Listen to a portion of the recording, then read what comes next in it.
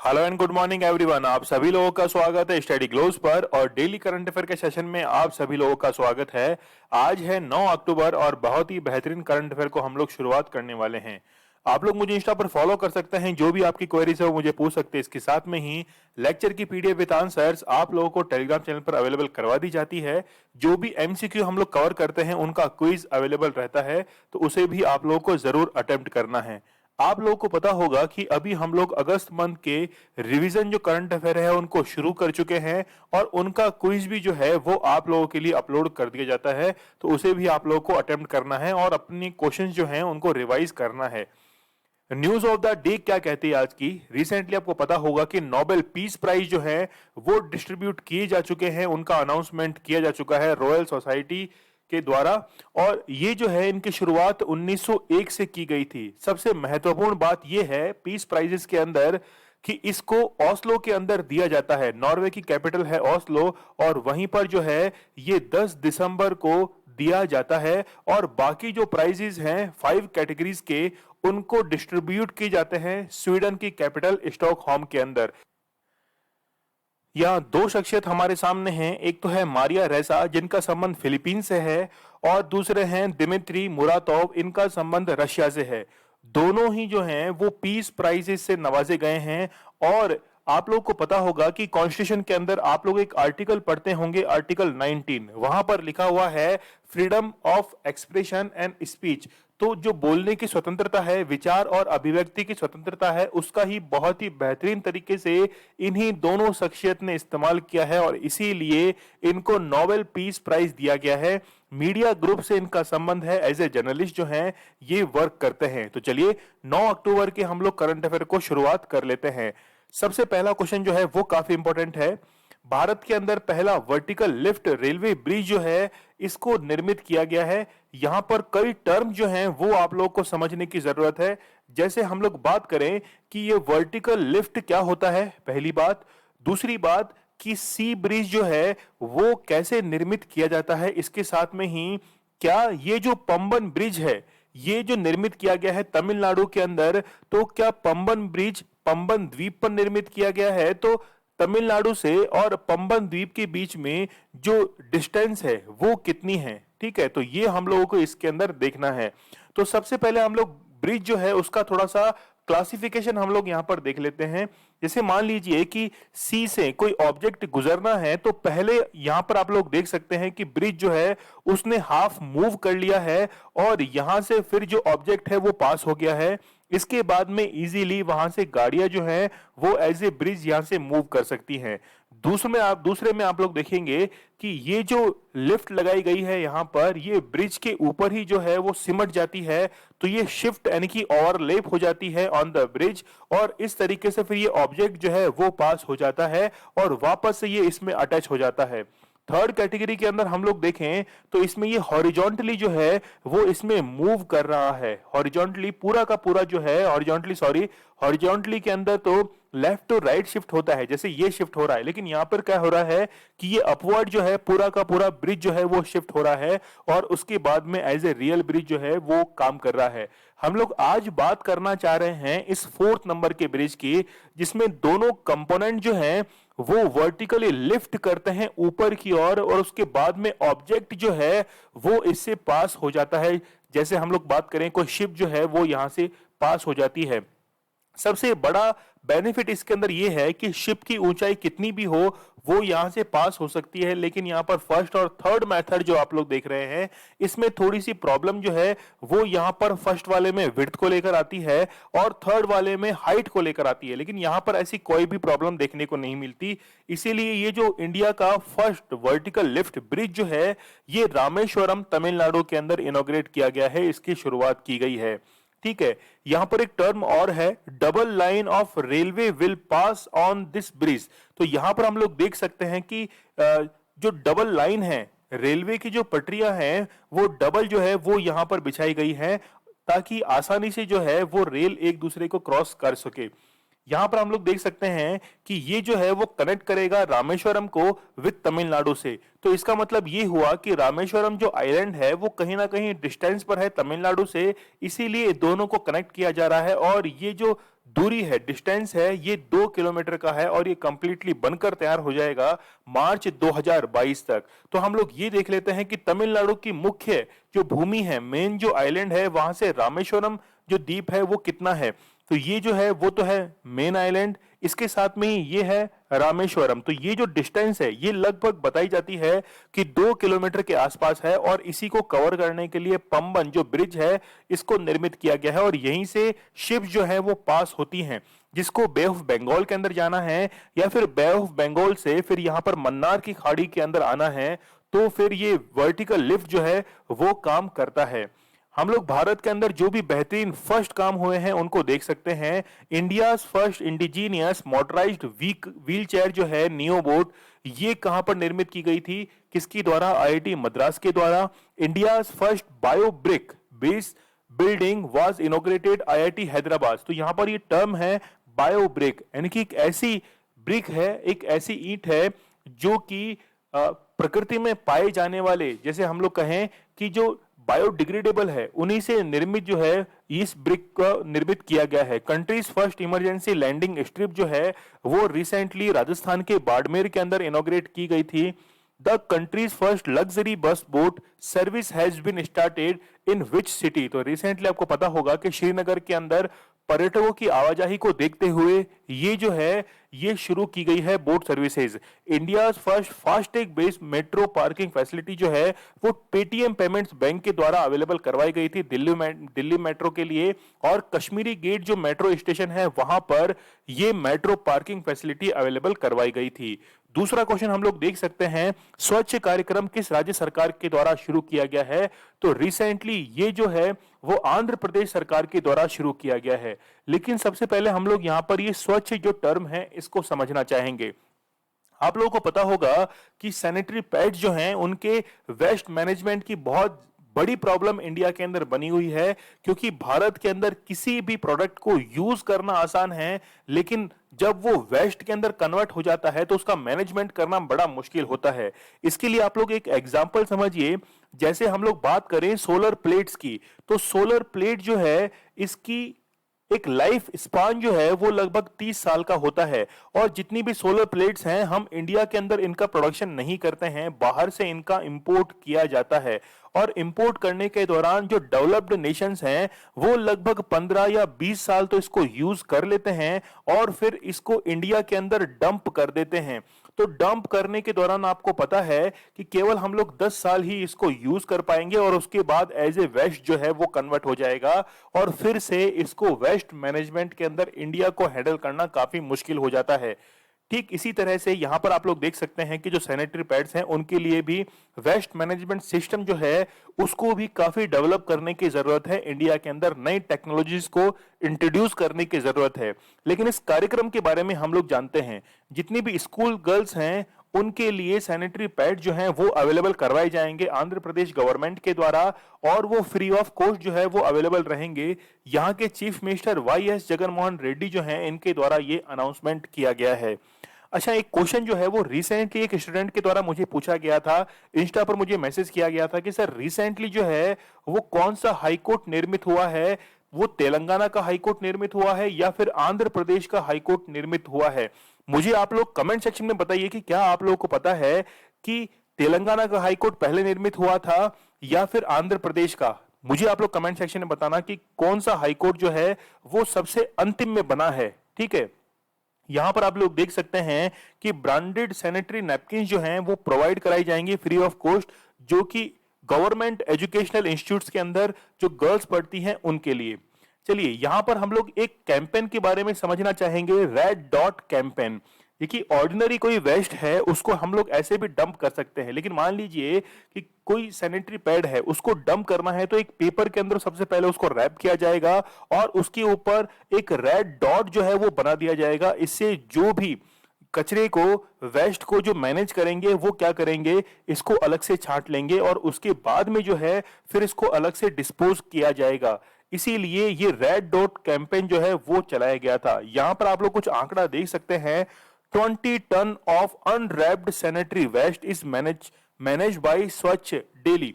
तो यहां पर 20 टन जो है वो अनरैप्ड, तो सबसे पहले इसको रैप करने की जरूरत है, फिर इस पर रेड डॉट लगाने की जरूरत है, उसके बाद इसको प्रॉपर इसको डंप किया जाना चाहिए। तो स्वच्छ प्रोग्राम की यदि हम लोग बात करें तो ऑब्जेक्टिव जो है वो आप लोग समझ ही चुके हैं कि हाइजीन जो है वो इसमें मेंटेन करना है। आंध्र प्रदेश की यदि हम लोग बात करें तो एस्टेब्लिशमेंट किया गया था 1 नवंबर 1956 को। इसकी कैपिटल है अमरावती, विशाखापट्टनम, कुर्नूल। ठीक है, वैसे तो हम लोग बात करें कि आंध्र प्रदेश जब बना था 1953 के अंदर भाषा के आधार पर बना था, ये तो आप लोग को पता ही है। लेकिन वो भाषा जो थी वो थी तेलुगु भाषा, ये आप लोग जरूर याद रखना। एक बार यूपीएससी के अंदर स्टेटमेंट के अंदर भी ये पूछा हुआ है। चीफ मिनिस्टर मैंने बता ही दिया है, Y S Jagan Mohan Reddy. Governor है यहाँ के विश्व भूषण हरिचंदन। चीफ जस्टिस है अरूप कुमार गोस्वामी। लोकसभा सीट है 25, राज्यसभा सीट है 11 और विधानसभा सीट्स 175 आंध्र प्रदेश की है। आंध्र प्रदेश की 5 नेबरिंग स्टेट्स कौन कौन से हैं? देखिए यहां से क्वेश्चन जिस टाइप का फ्रेम हो सकता है वो ये है कि कौन सा स्टेट जो है वो आंध्र प्रदेश का नेबरिंग स्टेट नहीं है। आज मैं आप लोगों को इससे रिलेटेड एक क्वेश्चन भी दूंगा। तो आंध्र प्रदेश से उड़ीसा, छत्तीसगढ़, कर्नाटका, तमिलनाडु और तेलंगाना। मुझे आप लोग ये बताइएगा कि आसाम जो डिस्ट्रिक्ट है, आसाम जो स्टेट है, इससे कौन कौन से अदर स्टेट टच करते हैं। और ये भी जरूर बताइएगा कि भारत के अंदर ऐसा कौन सा स्टेट है जिससे सबसे ज्यादा नेबरिंग स्टेट जो हैं बाउंड्री जो है वो टच करती हैं। 1 अक्टूबर 1953 को आंध्र प्रदेश का निर्माण किया गया, जो कि भाषा के आधार पर बनने वाला पहला राज्य था। सतीश धवन अंतरिक्ष केंद्र जो है वो भी यहां से स्थित है, श्रीहरिकोटा के अंदर। इसके साथ में कोलोरी लेक और पुलिकेट झील जो है वो भी आंध्र प्रदेश में स्थित है। हम लोग बात करें नागार्जुन सागर डैम की, जो कि कृष्णा रिवर पर स्थित है, वो भी कहां पर स्थित है? आंध्र प्रदेश के अंदर। तो नागार्जुन सागर टाइगर रिजर्व वो भी कहां पर स्थित होगा? आंध्र प्रदेश में ही स्थित होगा। Which state has the second longest coast line? तो सबसे पहले आप लोग को पता है कि गुजरात का नंबर आता है और फिर आंध्र प्रदेश का नंबर आता है। चलिए थर्ड क्वेश्चन की तरफ हम लोग बढ़ लेते हैं। जीआई टैग की एक बारिश सी हो चली है। हर दिन जो है वो किसी ना किसी प्रोडक्ट को जीआई टैग दिया जाता है, ज्योग्राफिकल इंडिकेशन। तो रिसेंटली एड्यूर मिर्च और कुटियर आम जो है इसको जीआई टैग दिया गया है। केरला से इनका संबंध है। एड्यूर मिर्च की क्या खास बात है? यहां पर आप लोग पिक्चर में देख सकते हैं कि सबसे पहले तो इनकी फ्रेशनेस जो है इसके लिए जानी जाती है, और इसके बाद में इनका कम यूज करते हुए तीखापन जो है वो इनके अंदर ज्यादा होता है, इसीलिए इनको जीआई टैग दिया गया है। आम की हम लोग बात करें तो आम जो है ये तो सदाबहार एक फल है। सदाबहार मतलब हम लोग कह सकते हैं कि फलों का राजा जो है वो आम है। तो यहां पर 2 प्रोडक्ट हैं। पहला है कौन सा? एड्यूर मिर्च, और कुटियाटूर आम जो है इसको जीआई टैग दिया गया है। केरला के दोनों संबंध रखते हैं। ठीक है, यहां पर हम लोग देख सकते हैं कि स्पेसिफिकल ज्योग्राफिकल ओरिजिन इनका होता है और regulate under the geographical indicators act 1999। आप लोग मुझे ये बताइएगा कि ये जो एक्ट है वो 1999 में लाया तो गया, लेकिन इसको कब जो था वो इंप्लीमेंट कब किया गया था, ये मुझे आप लोग कमेंट सेक्शन में बताना कि इसको 1999 में लाकर फिर इसको इंप्लीमेंट कब किया गया था। टॉप 5 जीआई टैग्स हम लोग देख लेते हैं। रिसेंटली आपको पता होगा कि नागा खीरा, जिसको स्वीट खीरा भी कहा जाता है, वो कहां का था? नागालैंड का। सोजत की मेहंदी ऐश्वर्या राय बच्चन के द्वारा लगाई गई थी, राजस्थान की है, जीआई टैग दिया गया है। जुड़ीमा राइस वाइन जो है इसको दिया गया, कहां का है? ये असम का। इसके साथ में चिन्नूर राइस जो हैं वो मध्य प्रदेश के हैं। अलीबाग व्हाइट अनियंस जो हैं ये कहां के हैं? महाराष्ट्र के हैं। तो ये इंपॉर्टेंट जीआई टैग जो है वो आप लोग जरूर एक्सपेक्ट कर सकते हो as a MCQ in PCS और one day exams. Which medal has Aishwarya Pratap Singh Tomar won in the men's 50-meter rifle 3-position event at the ISSF junior world championship 2021? तो यहां पर आप लोग देख सकते हैं कि ऐश्वर्या प्रताप सिंह जो हैं इनके द्वारा एक मेडल जीता गया है। मेडल आप लोग को बताना है वो है गोल्ड मेडल, लेकिन 3 पोजीशन इवेंट है। 3 पोजीशन इवेंट में ऐसा होता है कि यहां पर जो स्पोर्ट्स पर्सन है इसको 3 अलग अलग प्लेसेस जो है वो प्लेस कर दिया जाता है, और इसके सामने जो ऑब्जेक्ट है वो भी 3 अलग अलग जगह हिट करना होता है। तो 50 मीटर राइफल के अंदर इनके द्वारा गोल्ड मेडल जीता गया है, और ये कहां पर हुई है? लीमा के अंदर हुई है। और लीमा किसकी कैपिटल है? पेरू की ये कैपिटल है। रिसेंटली पेरू के जो प्रेसिडेंट है वो भी रिसेंटली अपॉइंट किए गए थे। तो यहां पर आप लोग देख सकते हैं ऐश्वर्या प्रताप सिंह को, और इन्होंने गोल्ड मेडल जो जीता है वो 50 मीटर राइफल के अंदर जीता है, और ऐसा करते हुए इन्होंने वर्ल्ड रिकॉर्ड जो है वो बना दिया है।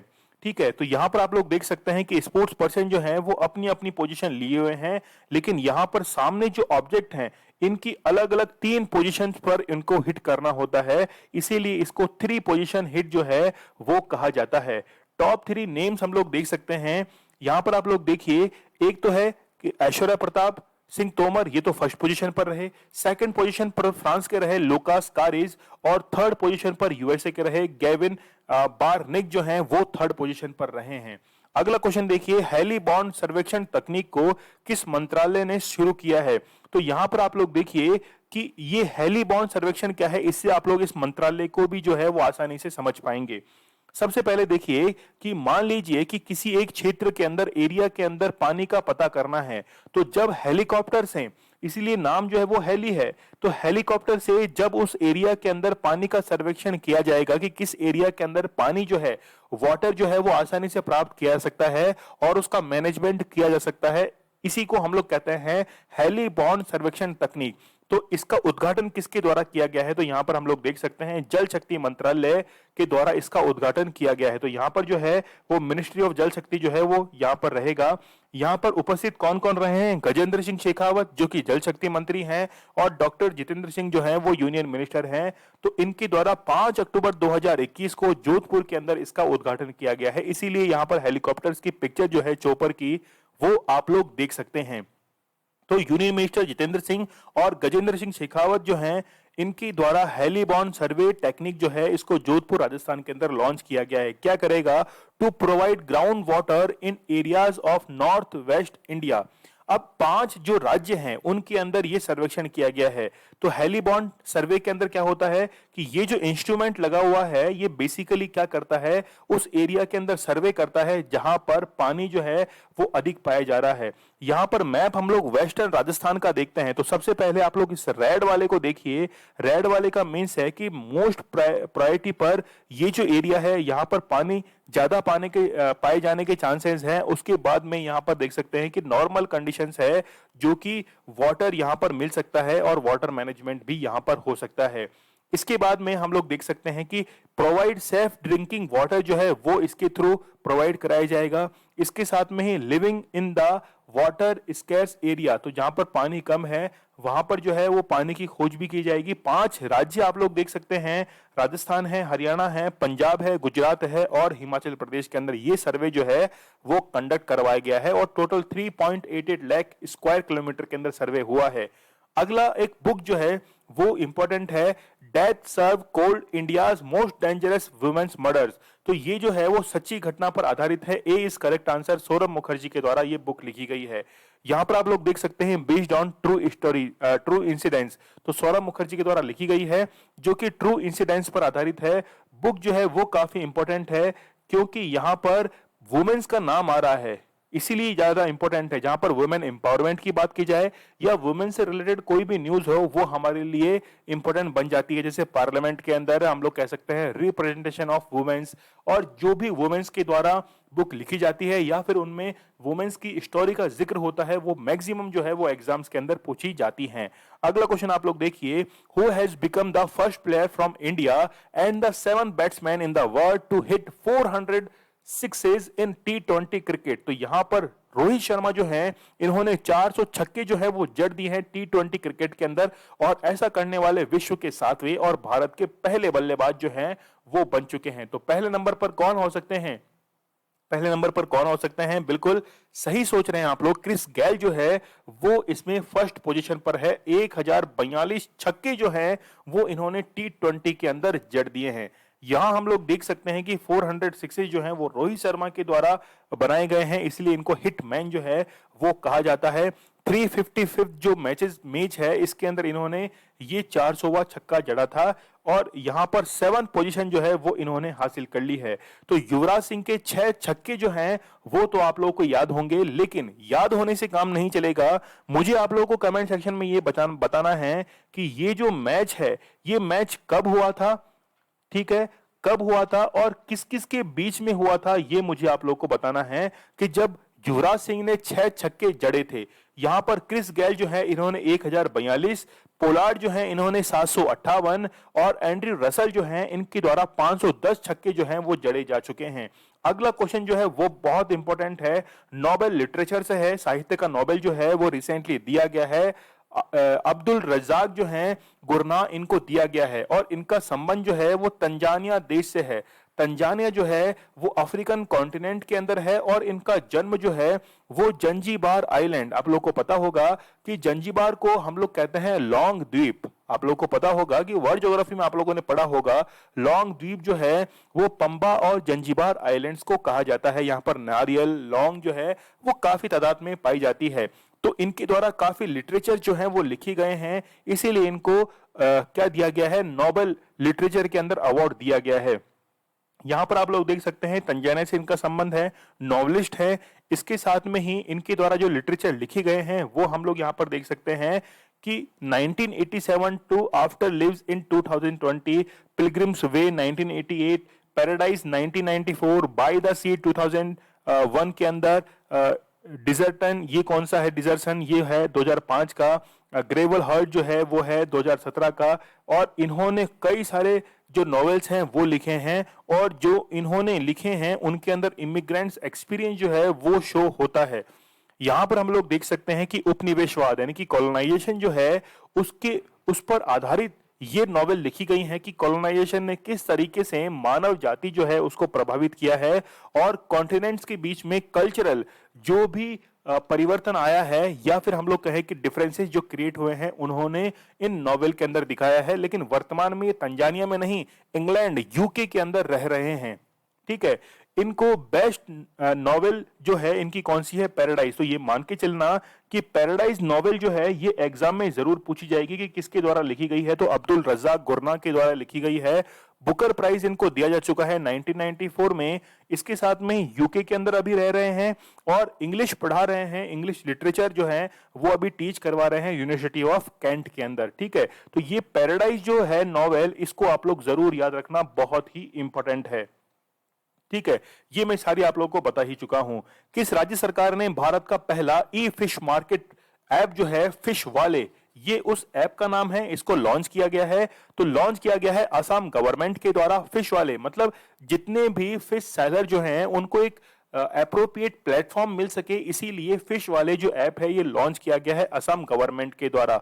यहां पर हम लोग देख सकते हैं द इकोनॉमिक्स टाइम्स की ये न्यूज है जिसमें कहा गया है कि असम लॉन्चेज ऐप फिश वाले, इंडिया फर्स्ट ई फिश मार्केट जो है वो इनके द्वारा प्रोवाइड कराया जाएगा। इसके साथ ही यहां पर जितने भी फिश सेलर हैं उनको एक हम लोग कहें कि एम्पावर जो है वो मिल सकेगा और ये पूरा काम जो है वो कैसे होगा, ऑनलाइन होगा। अगली न्यूज जो है वो थोड़ा सा कंट्रोवर्शियल है। क्या कहता है कि जिम कॉर्बेट नेशनल पार्क का नाम बदलकर क्या कर दिया गया है, तो रामगंगा नेशनल पार्क जो है वो इसका नाम बदलकर कर दिया गया है। जिम कॉर्बेट नेशनल पार्क को एस्टेब्लिश किया गया था 1936 के अंदर और उस समय नाम जो था वो हेली नेशनल पार्क था। हेली नेशनल पार्क के बाद में फिर इसका नाम रामगंगा किया गया और फिर बाद में जिम कॉर्बेट किया गया और वापस से जो है वो इसका रामगंगा नेशनल पार्क किया जा रहा है। लेकिन क्या उत्तराखंड की गवर्नमेंट जो है वो इसके लिए राजी है? तो यहां पर हम लोग देख सकते हैं कि Jim Corbett national park will not be renamed, clarifies Uttarakhand government. Uttarakhand government जो है इनके द्वारा क्लैरिफाई किया गया है कि हम इसको चेंज नहीं करेंगे। लेकिन फिर भी जो है न्यूज़पेपर्स के अंदर ये खबर आ रही है कि इसको रीनेम जो है वो जल्द ही किया जाएगा as a Ramganga national park. तो अब देखना होगा कि उत्तराखंड गवर्नमेंट का जो क्लैरिफिकेशन है वो इसमें सक्सेसफुल होता है या फिर इसके अंदर नाम जो है वो चेंज कर दिया जाता है। तो 1936 के अंदर इसको एस्टेब्लिश किया गया था as a Hailey national park. चलिए अगस्त मंथ के हम लोग करंट अफेयर को रिवाइज कर लेते हैं। पहला क्वेश्चन आप लोगों के सामने है कि आरबीआई ने किस बैंक को एजेंसी बैंक के रूप में सूचीबद्ध किया है, तो वो है इंडसइंड बैंक। और यहां पर क्या होगा कि जितनी भी गवर्नमेंट के बॉन्ड्स हैं या फिर गवर्नमेंट के जितने भी यहां पर लीज वगैरह है वो सब जो है वो इंडसइंड बैंक के द्वारा यहां पर की जा सकती हैं। भारत का पहला स्वदेशी निर्मित विमान वाहक पोत कौन सा है जिसका परीक्षण केरल के कोची तट पर शुरू किया गया है, तो वो है आईएनएस विक्रांत। टोक्यो ओलंपिक 2020 में बॉक्सर लवलीन बोरगोहेन ने कौन सा पदक जीता है, तो ब्रॉन्ज मेडल जो था वो इनके द्वारा जीता गया था। दुनिया का सबसे बड़ा जो तारा है नीलम यानी कि यहां पर हम लोग कह सकते हैं कि सैफायर है वो कहां पर फाइंड हुआ था, वो फाइंड हुआ था श्रीलंका के अंदर। भारत का पहला भूकंप पूर्व चेतावनी मोबाइल ऐप जो है वो लॉन्च किया गया था कहां पर, उत्तराखंड के अंदर लॉन्च किया गया था। निम्न में से किस उच्च न्यायालय ने तमिलनाडु सरकार के द्वारा रमी एवं पोकर जैसे ऑनलाइन गेम्स पर प्रतिबंध लगाने वाले कानून को रद्द किया है, तो वो है मद्रास हाई कोर्ट। संगीत नाटक अकादमी पुरस्कार से सम्मानित हाल ही में किस प्रसिद्ध कथकली कलाकार का 81 वर्ष की उम्र में निधन हो गया है, तो वो कौन है, नंबूदरी हैं, बहुत ही इंपॉर्टेंट पर्सन है। हाल ही में भारतीय पैरालंपिक दल के थीम गीत कर दे तू कमाल को किसने लिखा और गाया है, तो वो है संजीव सिंह। हाल ही में किस देश ने विश्व प्रसिद्ध एंटी शिप मिसाइल हार्पून का जॉइंट कॉमन टेस्ट सेट जो है वो भारत को देने का फैसला किया है, तो वो है अमेरिका। किस राज्य की सरकार ने बेरोजगारी खत्म करने के लिए हर हित स्टोर योजना जो है वो शुरू की है, तो वो है हरियाणा गवर्नमेंट के द्वारा। 8 अक्टूबर के हम लोग करंट अफेयर रिवाइज कर लेते हैं। भौतिक विज्ञान के लिए किन वैज्ञानिकों को नोबेल पुरस्कार दिया गया है, तो ऑल ऑफ द थ्री जो है ये इसका करेक्ट आंसर रहेगा। भारतीय जीवन बीमा निगम के नए एमडी जो हैं वो कौन बने हैं, तो वो है बीसी पटनायक। किस राज्य के अलीबाग सफेद प्याज को जीआई टैग दिया गया है, तो वो है महाराष्ट्र। मेल्ट वाटर चैंपियन शतरंज टूर 2021 खिताब जो है वो मैग्नस कार्लसन के द्वारा जीता गया है। जिमैक्स जो युद्धाभ्यास है वो भारत और जापान के बीच में कंडक्ट करवाया जाता है। प्रशासन शहरों के संग और प्रशासन गांवों के संग अभियान जो है वो किसका है, वो है राजस्थान का। गंगा नदी डॉल्फिन दिवस जो है वो 5 अक्टूबर को मनाया जाता है। हाल ही में जल जीवन मिशन ऐप और राष्ट्रीय जल जीवन कोष किसके द्वारा लॉन्च किया गया है, तो नरेंद्र मोदी जी के द्वारा इसे लॉन्च किया गया है। किस देश ने पहली बार परमाणु पनडुब्बी से लॉन्च किए जाने वाले घातक जिरकॉन हाइपरसोनिक मिसाइल का सफल परीक्षण किया है, तो वह है रशिया। किस राज्य सरकार ने अपने क्षेत्र में हाथियों को करंट लगने से होने वाली मौत के बचाने के उद्देश्य से बिजली वितरण कंपनियों को 445.75 करोड़ रुपए आवंटित किए हैं, तो वह है उड़ीसा।